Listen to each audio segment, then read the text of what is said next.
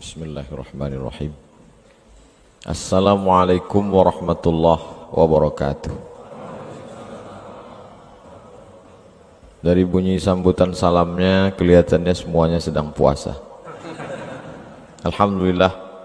Allahumma salli ala Sayyidina Muhammad wa ala ali Sayyidina Muhammad. Syekh Muhammad Utsman atalallahu mu'amarahu sahih jasadahu wa nafa'ana bihi wa Syekh Islam mata'ana bihusni salatihi wa tilawatihi hadha sabah al-mubarak.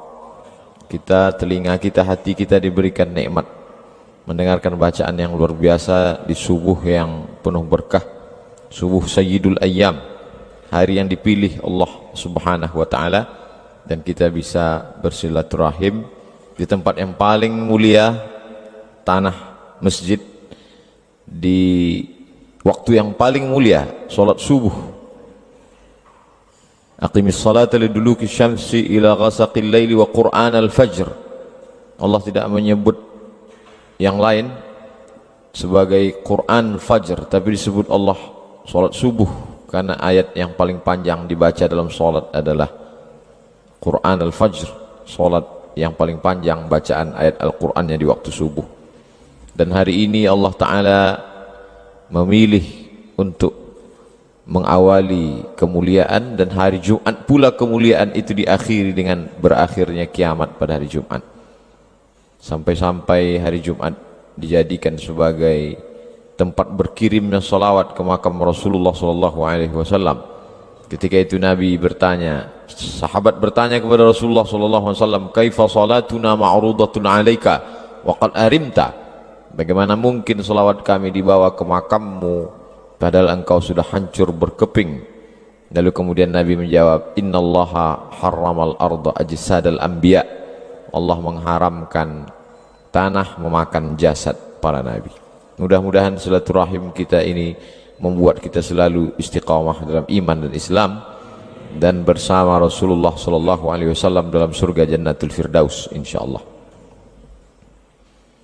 Pada kesempatan yang baik dan mulia ini ada beberapa hal yang ingin saya sampaikan. Yang pertama, seperti ayat yang dibacakan oleh imam kita tadi, innama amruhu idza arada syai'an ay yaqula lahu kun fayakun. Termasuklah pertemuan kita subuh ini adalah jadwal kun fayakun yang tidak terjadwal sebelumnya. Berapa banyak kita berkeinginan tapi Allah tidak ingin, maka tidak terjadi. Ana urid, huwa yurid, hiya turid, Allah fa'alul lima yurid. Tapi ketika Allah Ta'ala mau, yamsaskallahu bidhurrin fala kashifa lahu iyyahu. Kalau engkau ditimpa suatu kesulitan, kesusahan, tidak ada yang bisa menyingkapkan yang darimu kecuali Allah Subhanahu wa taala. Wa ayyuridka bi khairin fala radda li fadlih. Tapi kalau Allah ingin memberikan suatu kebaikan, tak pula ada yang bisa menolaknya, baik itu dari kalangan jin maupun manusia.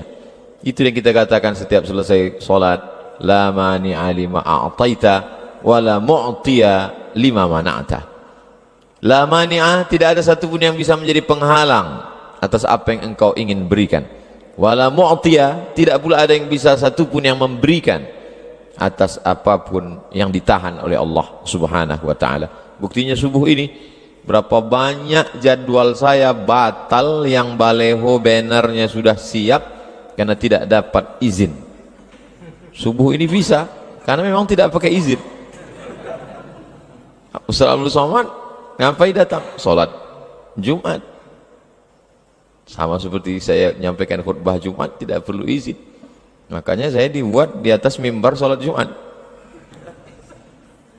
Kita memang tidak ada membuat baleho, takbir akbar dan selain, hanya sekedar pertemuan silaturahim di masjid, di rumah Allah Subhanahu wa ta'ala.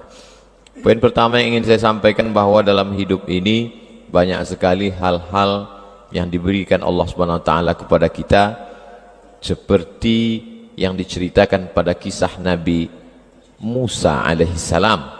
Musa alaihissalam adalah contoh model kun fayakun.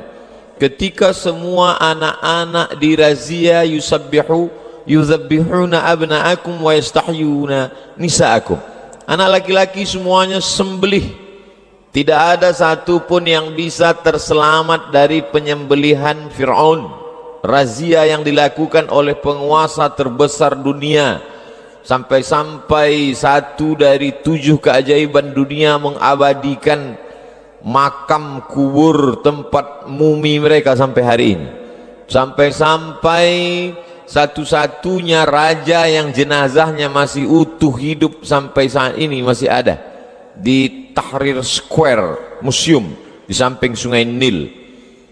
Siapa saja adik-adik yang nanti pergi ke Mesir, silakan kalau mau bertemu dengan Fir'aun. Tidak terlalu sulit untuk mengurus surat izinnya, dapat visa, pergi ke Kairo, dari Kairo naik taksi ke Tahrir Square, sampai di sana masuk ke dalam, naik ke atas, ada satu ruang khusus untuk dia.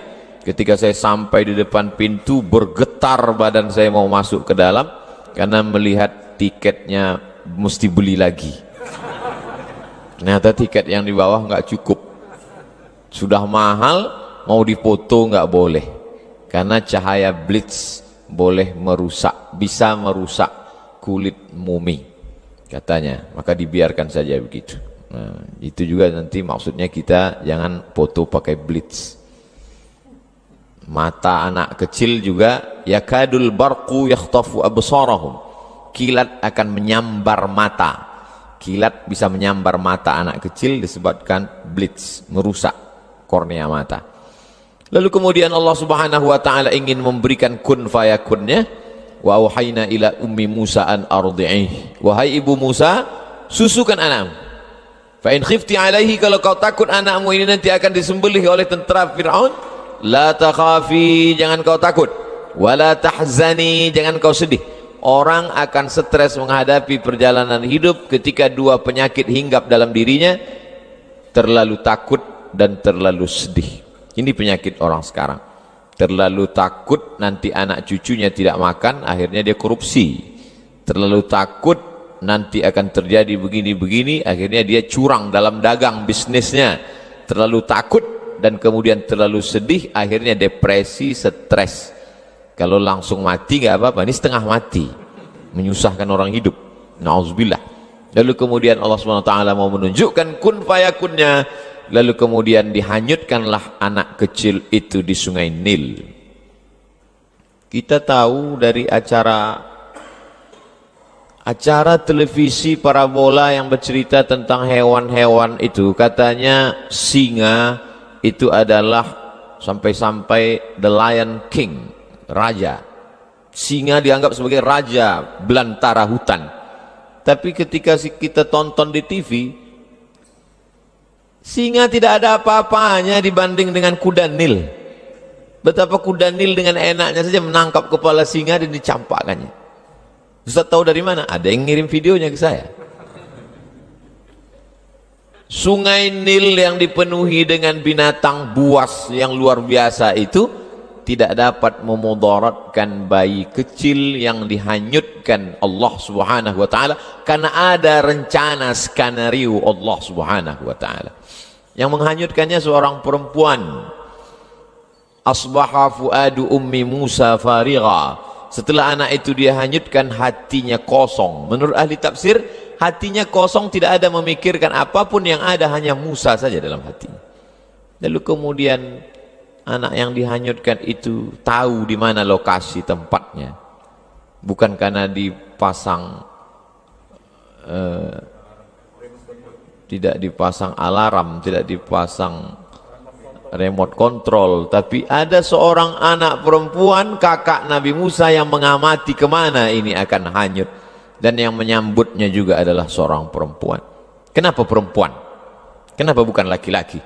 Karena saat itu berhadapan dengan laki-laki yang gagah perkasa. Kalau yang melawannya juga laki-laki itu biasa, tapi ketika yang melawannya adalah perempuan, disitulah nampak kun fayakun Allah Subhanahu wa ta'ala. Di sana di tepi Sungai Nil ada seorang perempuan yang lama merindukan seorang anak. Allah ingin dia punya anak tidak dari rahimnya, Kalau ada seorang perempuan punya anak lahir dari rahimnya lewat proses pernikahan, itu biasa. Tapi ini anak tidak lahir dari rahimnya, tapi lahir dari rahim seorang perempuan yang lain, dan dia menyelamatkannya. Perempuan itu diabadikan doanya dalam Quran. Imra'atu Fir'aun idh qalat, ketika dia berkata, Rabbi bnili indaka baitan fil jannah, bangunkan untukku satu rumah di dalam surga, wa najjini min fir'auna wa amalihi wa najjini minal qaumiz zalimin. Perempuan itu bernama Asiyah. Perempuan yang menyambut bayi yang hanyut itu ada dalam Al-Quran. Perempuan yang menghanyutkan bayi itu juga ada dalam Al-Quran. Tapi yang tampil ke depan adalah seorang laki-laki yang gagah perkasa, dengan tongkatnya membelah laut merah, dengan tongkatnya famfajarat min husnata asyrata aina, memancar 12 mata air. Tapi di balik kehidupannya ada perjalanan yang kun fayakun. Lalu kemudian sampai akhirnya dia terombang-ambing di tengah derasnya air sungai Nil, dihanyutkan sampai ke tempat pemandian Asiyah, dibawa ke tepian, dibawa ke istana. Betapa Allah Subhanahu wa taala mau menunjukkan kepada kita, kalau tidak mati, kata Allah, tidak. La in ijtama'atil ummatu ala ay yadurruka bi syai'in, berkumpul orang satu dunia ini ingin memudaratkanmu, mencelakaimu, melukaimu, membunuhmu, tidak, kata Allah, maka tidak terjadi.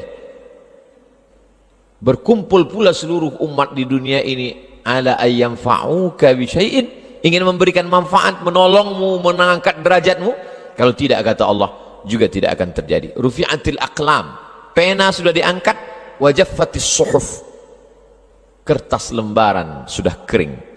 Contoh bahwa tulisan takdir sudah ditetapkan Allah Subhanahu wa taala. Tapi saya tidak ingin gara-gara kultum subuh ini lalu semua anak-anak muda keluar dari masjid dengan keadaan lemah, lesu, letoy, lunglai, loyo. Dan ketika ditanya, kenapa kamu kehilangan semangat? Kata Ustadz Abdul Somad, tinta sudah kering, pena pun sudah diangkat. Saya ingin mengatakan bahwa kita hari ini terlalu bertumpu kepada usaha sehingga melupakan Allah Subhanahu wa taala. Padahal dalam kisah nabi-nabi itu, yang besar itu adalah kuasa dan kudrat Allah. Ketika Allah besar dalam hati kita, maka kita menganggap usaha kita ini kecil. Ketika kita merasa besar diri kita, maka Allah akan menjadi kecil. Itu yang dikatakan oleh Qarun, innama utituhu ala ilmin indi. Ini semua karena ilmuku, karena etos kerjaku, karena kemampuanku, karena manajemenku. Akhirnya tenggelam di dalam danau yang disebut dengan Danau Qarun. Untuk cerita lengkapnya tanya imam kita tentang Danau Qarun. Saking hebatnya Qarun, kalau ada orang Jombang yang menggali tanah ketemu periuk terbuat dari emas, spontan dia akan berkata, ini adalah harta Qarun. Padahal tenggelamnya di Mesir, bisa periuknya sampai ke Jombang. Begitulah hebatnya. Tapi walaupun begitu hebatnya, belum pernah saya sepanjang ceramah ketemu jamaah kenalkan Pak Ustadz, nama saya Qarun. Belum. Allah Subhanahu wa taala banyak bercerita tentang kun fayakunnya. Kalau dulu ada air yang bisa menyelamatkan anak kecil dari razia Fir'aun, dari tenggelamnya di laut sungai Nil, lalu kemudian air yang lemah lembut itu bisa menenggelamkan Fir'aun. Air yang sama.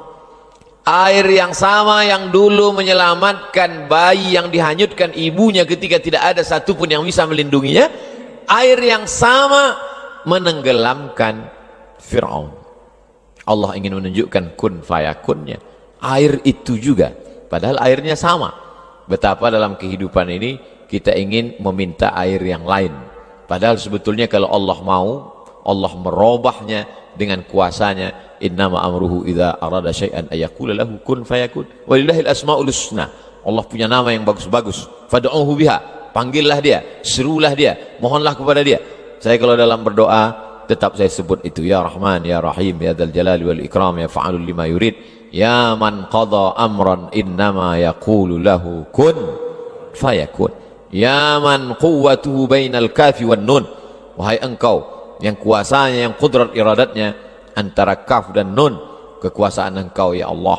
Maka begitulah Allah mengajarkan kita. Kalau kita bersandar kepada diri kita, ketika diri kita ini lemah, maka hancurlah, tumbanglah.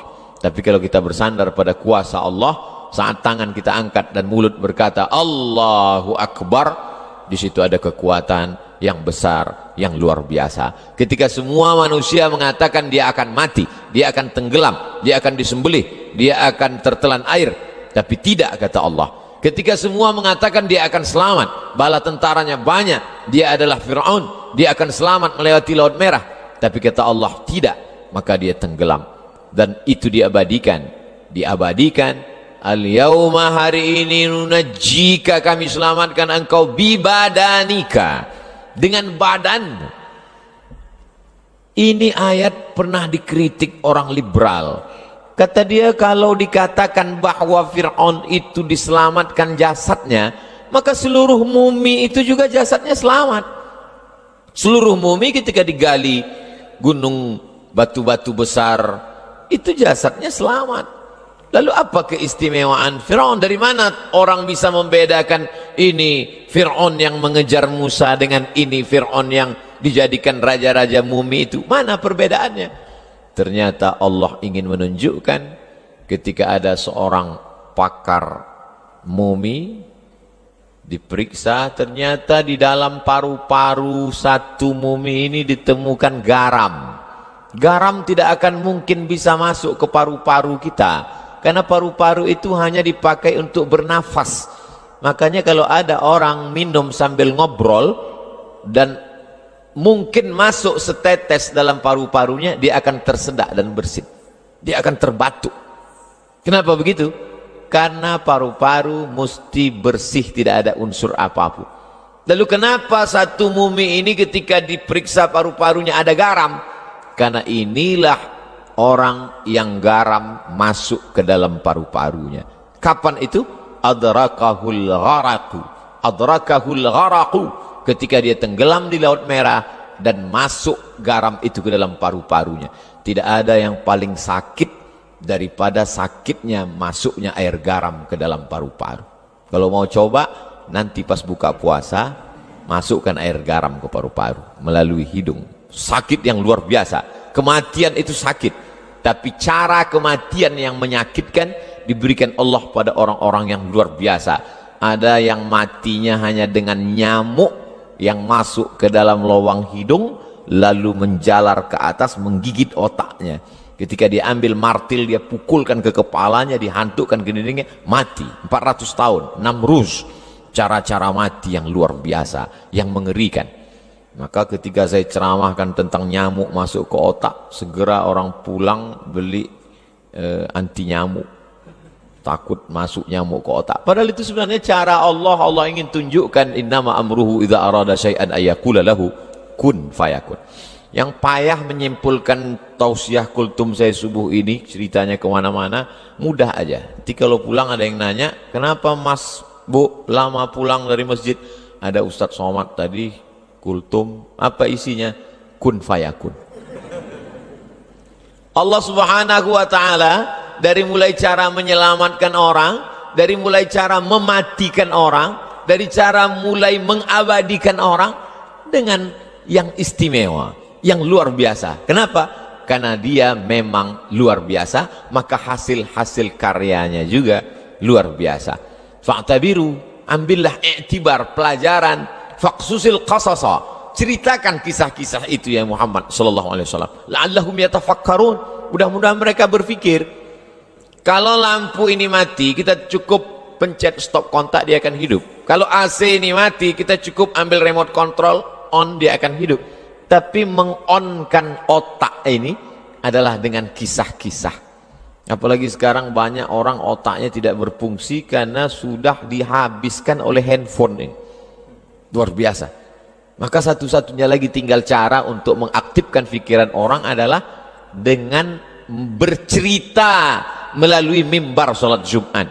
Karena di dalam sholat Jumat, siapa man la'ibal hasa faqad la, siapa yang main-main batu kecil maka sungguh dia sudah melakukan perbuatan lagha, wa man lagha fala jum'atalah, maka tidak sah Jumatnya. Waktu itu Masjid Nabawi itu lantainya masih pasir, jadi ketika sholat ada orang main-main batu, ada batu di bawah, asal batu-batu kecil, maka kata Nabi siapa yang main-main batu maka sia-sia.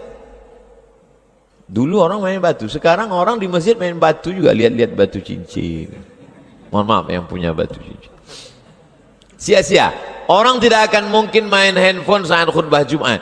Maka disitulah kesempatan khotib menyampaikan pesan-pesan berisi kisah-kisah untuk mengonkan, mengaktifkan. Karena kata Allah, faqsusil qasasa, ceritakan tentang kisah Musa, ceritakan tentang kisah Namrus, la'allahum yatafakkarun, mudah-mudahan mereka mau berfikir. Orang memfungsikan kaki, buktinya jalanlah 10.000 langkah sehari supaya Anda selamat dari osteoporosis. Orang memfungsikan mata, buktinya apa? Dokter mata, spesialis mata sampai S1, S2, S3. Orang memfungsikan jantung, buktinya apa? Ada satu rumah sakit khusus, rumah sakit jantung. Tapi untuk memfungsikan akal pikiran, maka dengan cerita kisah dalam Al-Quran, bahkan ada orang barat yang bukunya isinya hanya cerita aja, kisah aja. A cup chicken soup for the soul, a cup, satu mangkok chicken soup, sup ayam for the soul, tapi bukan untuk perut. Satu mangkok sup ayam untuk jiwa. Jiwa tidak makan sup ayam, tapi ada satu mangkok ternyata isinya cerita saja. Betapa orang mendengar cerita, dia ingin berpikir dan dia sendiri menemukan solusinya. Saya menemukan buku itu ketika bongkar-bongkar lemari saat saya kelas 2 SMP Sanawiyah. Sampulnya warna hijau, tulisannya warna kuning. Baca, banyak kisah, cuman yang ingat hanya beberapa. Ada seorang guru baca berita, ada iklan penawaran NASA, Badan Antariksa Amerika, akan menyeleksi orang yang akan naik ke bulan. Seleksi 3.000. Dia lulus. Dari 3.000 orang menjadi 300. Dia lulus juga. Dari 300 menjadi 30. Dia lulus juga. Dari 30 hanya beberapa orang yang akan naik kapal bolak-balik antariksa naik ke bulan. Tidak lulus. Stres, depresi, malu, putus asa. Akhirnya dia nonton TV di rumah tentang keberangkatan pesawat bolak-balik akan ke bulan. Begitu dia tonton, makin stres, makin depresi. Andai aku berada di kapal itu, andai nama aku tertulis di koran, andai. Begitu pesawat itu mulai, dalam hitungan detik, 1, 2, 3, 4, belum sampai 1 menit, tiba-tiba pesawat itu meledak, meletup, hancur berkeping. Di saat itu juga dia berterima kasih kepada Tuhan, untung aku nggak lulus. Andai saja lulus di situ. Padahal berapa detik yang lalu dia berkata, mengapa aku tidak di sana? Mengapa aku tidak lulus? Belum lagi berakhir menit itu, di saat itu juga dia berkata, untung saja aku tidak lulus. Betapa kita menilai hidup ini menurut pandangan kita. Padahal ada yang lebih indah menurut rencana Allah Subhanahu wa taala, tapi dengan cara mengikuti kehendak Allah. Cerita saya ini jangan dipotong. Saya tidak ingin juga ada adik-adik mahasiswa ketika ditanya sama bapaknya pulang, kamu udah selesai semester 8? Belum Pak. Kenapa? Ada hikmah-hikmah yang bisa kita petik dari perjalanan panjang ini. Cuman kita belum bisa menangkapnya karena hanya Allah. Nanti akan ditunjukkan Allah di akhir zaman Pak. Saya takutnya bapaknya tidak ngamuk, dengan senyum dia katakan, betul yang kau katakan, maka dari semester 9 dan berikutnya kau carilah uang kuliah sendiri. Itu bisa kita katakan kalau kita sudah ikut aturan Allah semuanya. Dari A sampai Z kita sudah ikut, tiba-tiba terjadi di luar rencana kita, baru kita katakan ini adalah rencana Allah Subhanahu wa taala. Kun fayakun membuat kita menjadi kuat. Tidak ada putus asa bagi orang yang meyakini kun fayakun. Sekarang diundang motivator untuk ceramah ke hotel, membangkitkan semangat. Dihidupkanlah screen, matikan lampu, audio visual, semangat, semangat, semangat untuk membangkitkan. Tapi begitu acara selesai, lampu hidup, screen mati, semangat pun mati juga. Kenapa? Karena dia datangnya dari ekstern, dari luar. Tidak bisa. Semangat hidup bangkit dari dalam. Semangat hidup apa? Semangat hidup kun fayakun. Di saat tidak ada tempat bergantung, ibu adalah orang paling tempat bergantung. Tidak ada tempat bergantung selain ibu. Tapi di saat itu ibu pun menghanyutkan dia. Allah sedang ingin mengatakan tidak ada tempat bergantung bagi engkau wahai Musa kecuali hanya aku. Begitu juga yang dialami oleh Nabi Muhammad SAW. Ayahnya Abdullah meninggal, diasuh oleh ibunya Aminah meninggal, diasuh oleh kakeknya Abdul Muttalib meninggal, diasuh oleh pamannya Abu Talib pun meninggal, istrinya Khadijah meninggal juga, anak-anak perempuannya semua meninggal, kecuali satu terakhir 6 bulan setelah itu barulah meninggal. Lalu kemudian apa tempat dia bergantung? Tak ada tempat bergantung. Dia berharap, menganggap nanti orang Taif akan menolong. Berjalan kaki dia dari kota Makkah menuju Taif. Karena kalau dia naik onta, naik keledai, naik kuda, nanti dianggap dia akan pergi jauh, dia akan dibunuh. Dia jalan kaki 100 km sampai ke Taif. Orang Taif tidak menyambut dia dengan tala'al badru alaina. Orang Taif tidak menyambut dia pakai banner, baleho dan umbul-umbul. Mereka sambut dia dengan lemparan batu. Akhirnya dia mengadu ke balik bukit dan berkata, Ilahi ilaika ashku dha'fa quwwati, kepada engkau aku mengadukan kelemahanku, wa qillata hilati, ketidakberdayaanku, wa hawani, kehinaanku di tengah manusia. Anta rabbul mustad'afin, engkaulah tempat aku berlindung ya Allah. Pada saat itulah baru Allah menunjukkan kun fayakunnya. Setelah perjalanan panjang, di akhir itu baru datang kun fayakun. Malakul jibal, malaikat jibal, malaikat penjaga segala bukit di dunia ini berkata, ya Muhammad sallallahu alaihi wasallam, tunjukkan mana gunung yang paling besar, Jabal Qu'ayqi'an dengan Jabal Abi Qubais. Tunjukkan, akan kutimpakan kepada mereka, rata mereka dengan tanah. Apa jawab Nabi? Asallah an yukhrij min aslabihim man ya'budullah wa la yusyrika bihi syai'a. Ya Allah, keluarkan dari tulang sulbi mereka anak cucu yang akan menyembah engkau, tidak mempersekutukan engkau dengan apapun. Penduduk Taif hari ini 100% muslim. Di saat kemarahan, di saat kekecewaan, di saat tidak ada tempat berharap, tapi Allah ingin memberikan kemuliaan, Allah berikan kun fayakun. Nabi menjawab kun fayakun itu dengan maaf. Maka disitulah letak kemuliaan Sayyidina wa maulana wa syafi'ina Muhammad sallallahu alaihi wasallam. Lalu kenapa kun fayakun itu tidak turun ke kita? Bukan karena airnya tidak turun, tapi karena cawannya tidak siap untuk menampung. Bejana yang disiapkan tidak cukup untuk menampung air hujan yang diturunkan Allah Subhanahu wa taala. Kun fayakun akan turun pada jiwa pemaaf seperti yang ada pada hati Muhammad sallallahu alaihi wasallam. Apa kata Jibril?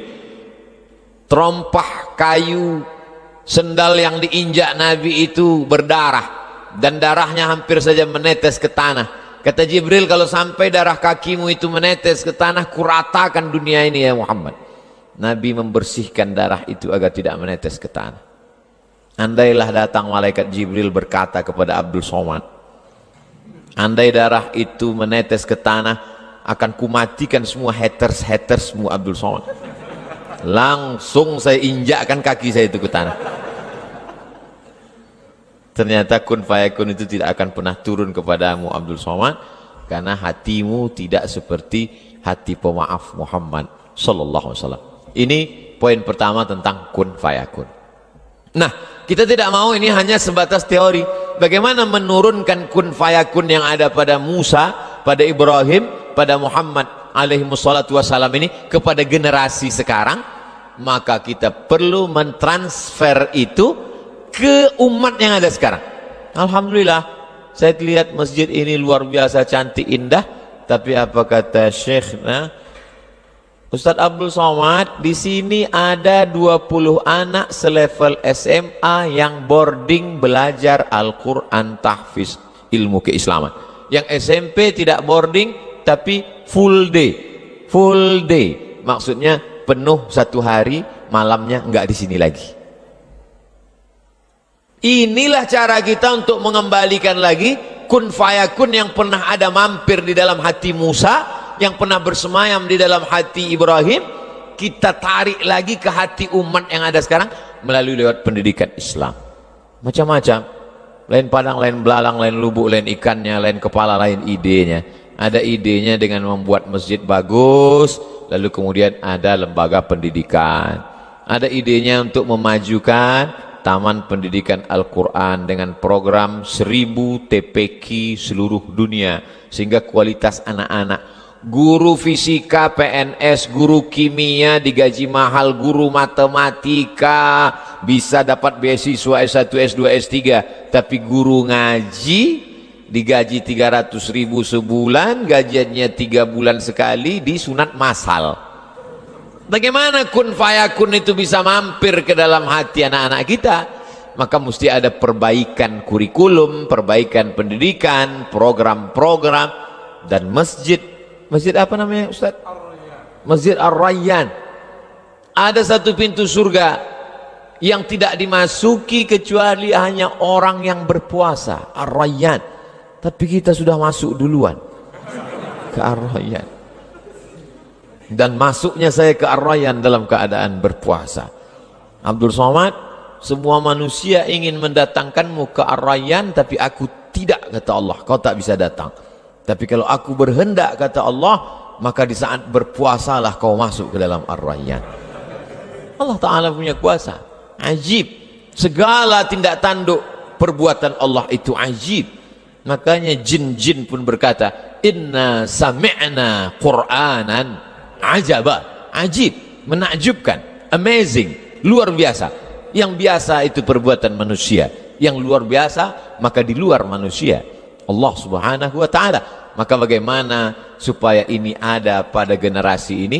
Satu-satunya jalan adalah lewat pendidikan. Khutbah itu pendidikan, ceramah itu pendidikan, kultum pendidikan, tausiah pendidikan, kajian etika pendidikan, tapi tidak mengikat. Tidak mengikat. Tidak ada orang di masjid yang terikat dengan pengajian. Kenapa di masjid Ustadz ceramah nggak ada yang keluar? Pintunya dikunci. Gimana mau keluar? Maka kita mesti ada lembaga yang mengikat. Sekolah formal, SMP tahfiz, SMA tahfiz. Satu sisi dia ingin dapat ijazah, tapi dengan ijazah dari Diknas itu isinya adalah tahfiz Quran, akidah, akhlak, bahasa Arab, sejarah Islam, fiqih, usul fiqih. Dalam satu hembusan nafas dia akan berkata qala Rasulullah SAW, qala Nabi SAW. Tapi juga dalam hembusan yang sama dia mampu berkata fisika, kimia, biologi, matematika, bahasa Inggris. Inilah generasi yang akan bangkit dengan semangat kun fayakun tanpa meninggalkan dunia. Sekarang kita melihat ada orang yang luar biasa dengan kehidupan dunia, tapi kun fayakun tak ada dalam hatinya. Satu lagi ada orang yang luar biasa kun fayakunnya, tapi dia meninggalkan dunia. Laisa bi khairikum man taraka dunyahu li akhiratihi. Orang yang baik bukan yang meninggalkan dunia untuk akhirat, wala akhiratahu li dunyahu. Bukan pula yang meninggalkan akhirat untuk dunia. Liusiba minhum jami'an. Dapat dua-duanya. Bagaimana bisa membangun masjid secantik, seindah, seluar biasa ini? Jawabannya kan ceramah Ustaz, kun fayakun. Iya, tapi kan ada usaha, ada ikhtiar manusia. Masjid Ar-Rayyan Jombang sedang menunjukkan kita bagaimana kita mengkombinasikan makna kun fayakun sesuai antara ikhtiar dengan usaha manusia. Yang terakhir, kosong hampa perbuatan itu kalau tidak ada Allah di dalamnya. Tidur menjadi berisi kalau ada Allah di dalamnya. Bismika Allahumma ahya wa amut. Jangan dibaca waktu pengajian. Makan menjadi berisi, berkualitas kalau ada Allah di dalamnya. Allahumma barik lana fima razaqtana wa qina adzabannar. Tapi puasa menjadi tidak bernilai kalau tidak ada Allah di dalamnya. Bagi siapa yang tidak berniat di dalam hati bahwa dia akan berpuasa, ibadah kosong, salat kosong kalau tidak ada lillah. Tapi perbuatan yang bukan ibadah malah menjadi ibadah kalau ada Allah di dalamnya. Tapi ceramah saya jangan diplesetkan. Nanti satu hari main game online terus. Kamu dari pagi main game. Kalau ada Allah di dalamnya, maka dia pun akan bernilai ibadah, kata Ustadz Somad tadi. Ini banyak sekarang. Saya yang di masjid ini insya Allah tidak akan mempelintir ceramah saya. Tapi kan ini direkam. Itu bisa sampai kemana-mana. Nah, maka 3 poin yang saya sampaikan: pertama, kun fayakun para nabi. Yang kedua, kita transfer, kita ambil itu ke generasi sekarang. Yang ketiga, bahwa tidak akan ada makna dalam suatu perbuatan tanpa ada Allah. Mudah-mudahan pertemuan kita ini pun pertemuan karena Allah. Rajulani, 2 orang, tahabba fillah, berkasih sayang karena Allah, ijtama'a alaih, bertemu karena Allah, wa tafarraqa alaih, berpisah pun juga karena Allah.